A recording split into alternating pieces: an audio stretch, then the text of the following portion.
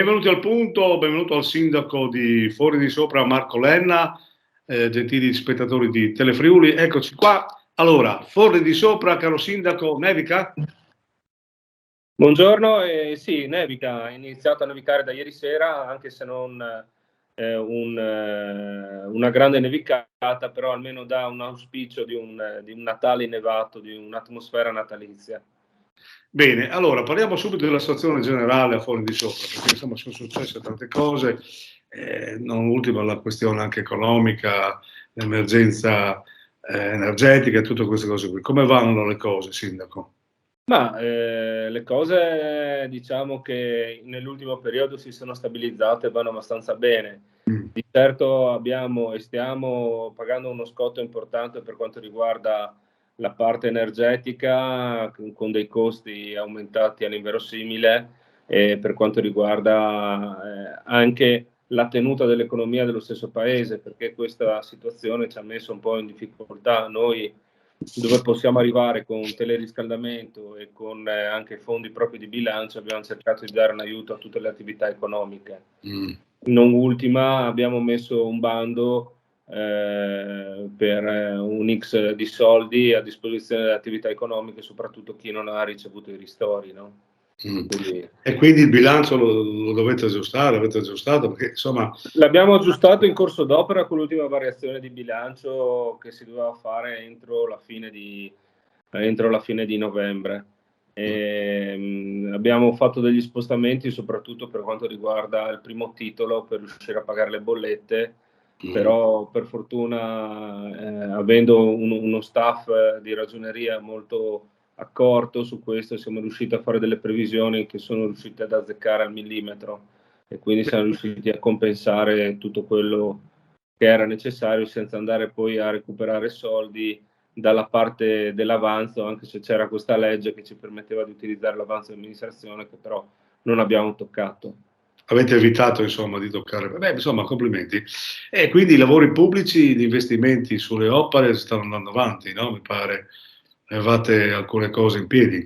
Sì, gli investimenti stanno andando avanti. Noi tra investimenti più importanti che abbiamo per quanto riguarda la nuova sede municipale, la realizzazione del nuovo asset sportivo nella zona d'Avost e la ristrutturazione delle scuole.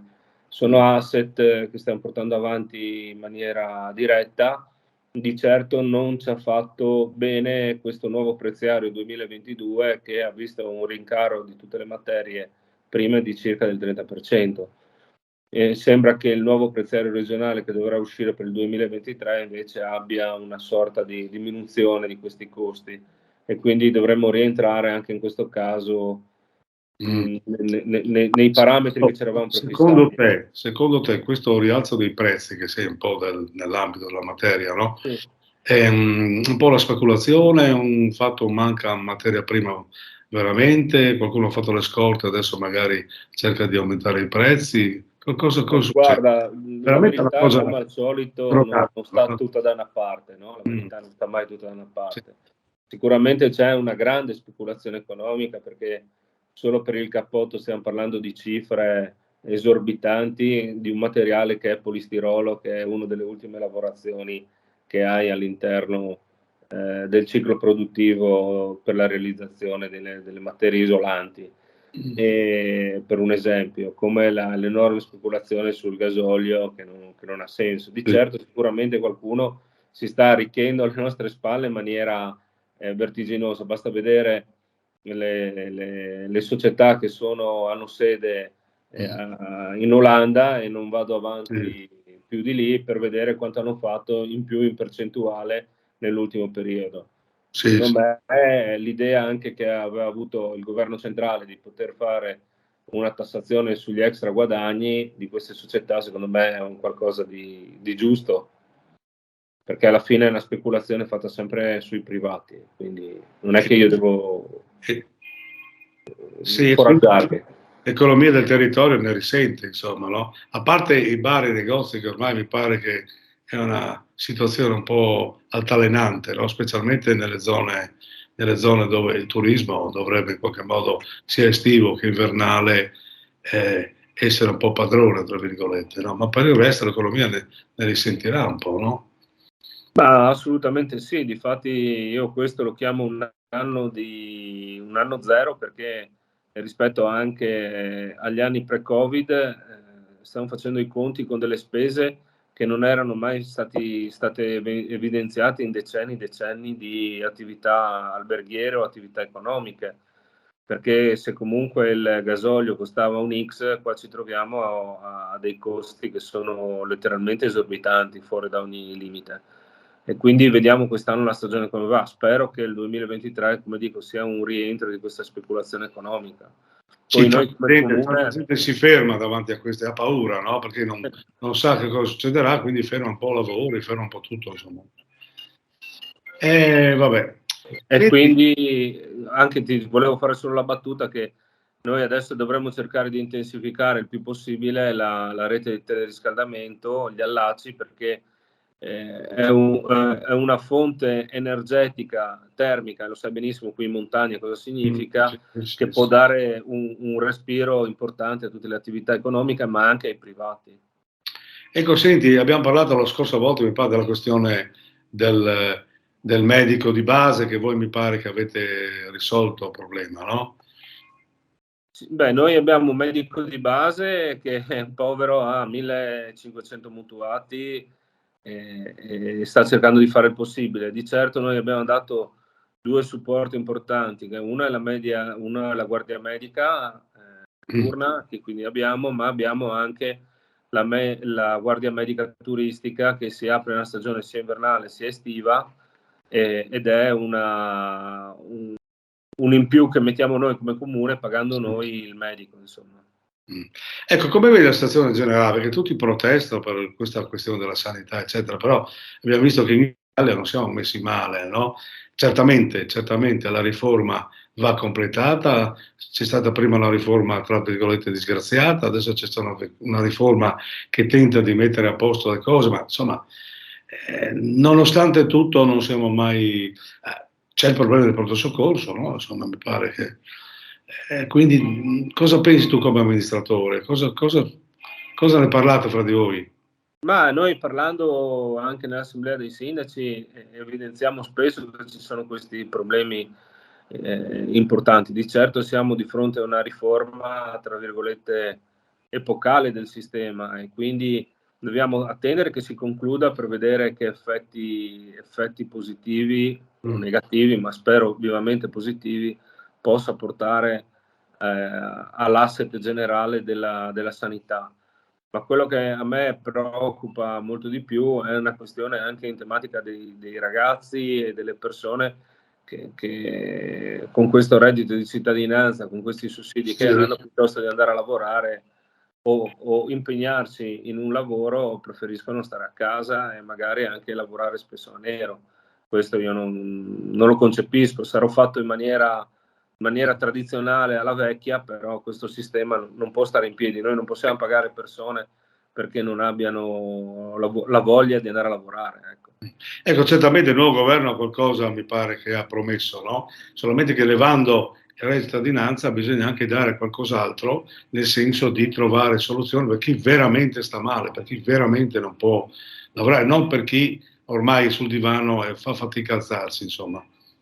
Ma sicuramente, nel senso che ci sono dei casi che sicuramente devono essere sostenuti, devono essere anzi protetti più degli altri, sicuramente. Ci sono dei casi, delle fragilità che sono immense e vanno tutelate, però a questo noi non possiamo mettere vicino delle persone invece che dicono ma io stando a casa prendo 900.000 euro, chi me lo fa andare a lavorare per 1.200-1.300?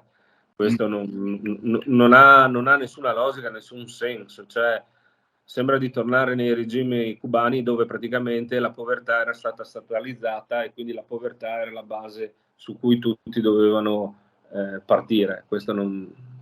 Poi c'è un altro problema, no? Il problema del personale, perché i comuni sono senza personale, o quantomeno hanno carenze, no? Molti vanno in quiescenza, molti cambiano perché fanno concorsi, eccetera, questo turismo, tra virgolette, concorsuale. La regione in qualche modo dovrebbe, io dico, per un periodo magari trasferire del personale nei comuni oppure fare dei consorzi, ho visto che più di qualcuno si consorzia, no? Tu cosa pensi?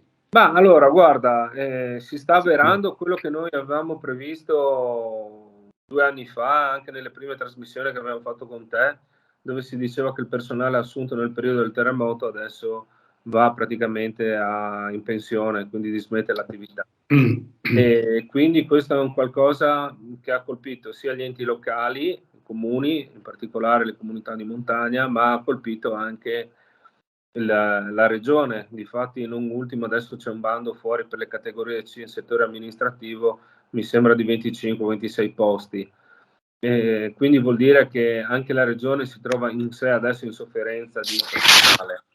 Di certo il fatto di poter consorziare i servizi, di riuscire a diciamo così, a mettersi insieme può essere un primo step per sopperire a queste esigenze. Invece quello che dovrebbe essere fatto, secondo me, è una sensibilizzazione anche ai ragazzi che studiano ad approcciarsi anche a un mondo che è quello della pubblica amministrazione, che oggettivamente è un mondo anche sicuro dal punto di vista economico, Ma non no? attira più. Non attira più, quindi bisogna, secondo me, mettere in campo quelle che sono le loro capacità per far sì che siano anche amministrazioni diverse, più dinamiche, più attive. Oggi ci confrontiamo con i bandi europei, che sono dei bandi che chiedono una preparazione specifica Sì. e ne avremo bisogno nei comuni di queste persone che sappiano rapportarsi anche Anche con il perché andrà sempre più così, no? Sempre più bandi, sempre più uno dovrà cercare le risorse in questo modo. Senti, a proposito di risorse e di eventi del periodo, siamo a periodo di dicembre, no? Quindi la montagna viene vista con particolarmente, no? Con gusto, perché insomma qualcuno vuole vedere la neve, vuole rimanere un po' nelle zone amate qui presenti in Friuli. Ecco, eventi che programmati a Forni di Sopra. Beh, quest'anno l'evento cardine, i 2 eventi cardine, il Biberon, che è praticamente il tradizionale realizzato e costruito da Andrea Asic di Trieste con lo Ski Club 70, che porta nazionalità importanti da tutte le parti del mondo con questi ragazzini che gareggiano sulle piste di Forni, ed è una 3 giorni importante che riempie completamente il paese. Ma poi quest'anno di importante abbiamo gli EIOF, con la disciplina della risalita con gli sci d'alpinismo. E quindi abbiamo questi giochi olimpici della gioventù Bene. che sono qualcosa di veramente importante, un'attrattiva importante. Abbiamo, mi sembra, 76 o 78 atleti partecipanti da diverse nazionalità e quindi... Bene, bene, bene. Allora, quindi bisogna venire assolutamente a Forno di Sopra. Senti, ti ringrazio molto per la tua disponibilità, naturalmente tanti auguri, anche siamo in vista del Natale, fra qualche settimana arriva, e per cui tanti auguri a te e a tutta la tua A te e anche a tutti i telespettatori. Vi aspetto Bene. su Forni.